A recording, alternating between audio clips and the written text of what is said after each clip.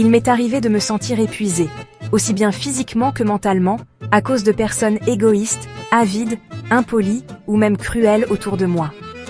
Dans ces moments-là, je me demandais, pourquoi suis-je entourée de telles personnes? Est-il possible de ne jamais les rencontrer? Je pensais que ma vie serait beaucoup plus heureuse et paisible si je n'étais entourée que de personnes bienveillantes, respectueuses, honnêtes et rationnelles. Un jour, j'ai entendu des avis sur certaines personnes de mon entourage qui étaient différents de l'image que j'avais d'elles. La première m'avait aidée dans un moment difficile, mais d'autres la trouvaient paresseuse et incapable de prendre des responsabilités. La deuxième m'avait encouragée quand j'avais peur, mais elle était considérée comme avide par certains. Cette expérience m'a permis de comprendre une chose essentielle. Chaque personne est comme un cube avec 6 faces de couleurs différentes.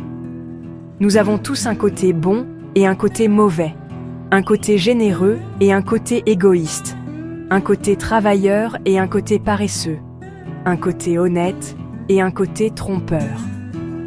Chez chacun, certaines faces sont plus grandes que d'autres, et c'est ce qui définit l'image que les autres ont de nous. Mais pourquoi avais-je une image positive de ces deux personnes alors que d'autres voyaient leurs défauts? En y repensant, j'ai réalisé que j'avais d'abord découvert leurs qualités et que je leur avais exprimé ma gratitude. Peut-être que mes remerciements les avaient encouragés à continuer de me montrer leur meilleur côté. Ainsi, j'ai trouvé une manière de m'entourer de bonnes personnes. Je l'appelle la théorie du cube à 6 faces dans les relations humaines. Nous ne pouvons pas toujours choisir les personnes que nous rencontrons ou avec qui nous travaillons. Mais nous pouvons choisir de voir et de valoriser leurs qualités.